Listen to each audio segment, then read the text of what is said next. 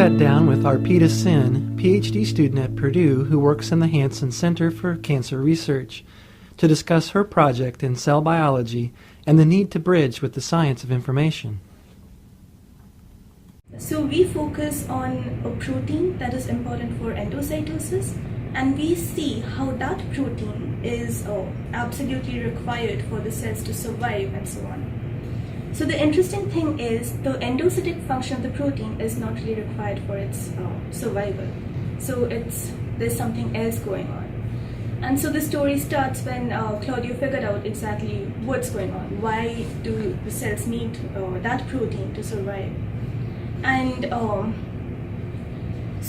then I kind of followed up with his work. And the interesting thing that I found is there is a region in the protein that's made up of similar kinds of amino acids. So proteins are made up of amino acids. And this region of the protein, it has the same consecutive amino acid for stretch.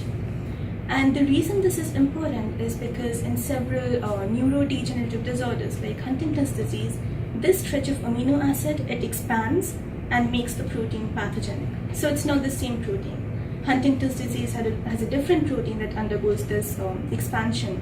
And so basically this amino acid is called glutamine, and the process is polyglutamine expansion.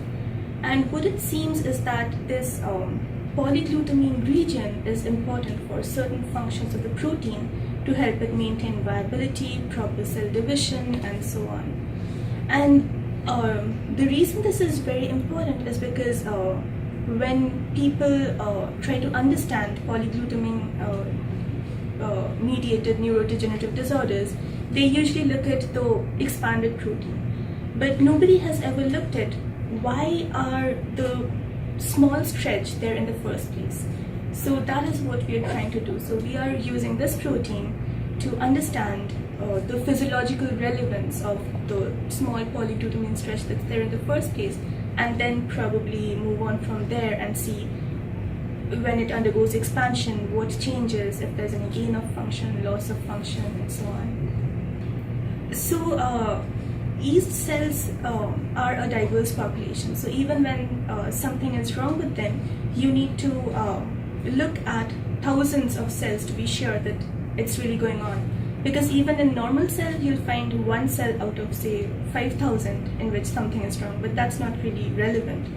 So in order to do that, we need to look at these thousands of cells and then look at the perimeter, sort of outline their periphery and see and do some image analysis, and that takes a lot of time. And so we feel that if there was an automated approach to this, then we could do it much faster. And not only that, so since we're doing this manually, there might be some information that we're missing, which an automated system would not miss. So it would become more information rich, and we would potentially get a lot more relevant information from this. So basically what this shows is if you have a lot of Epsin, it promotes cells to become cancerous. So this is a cluster of cells.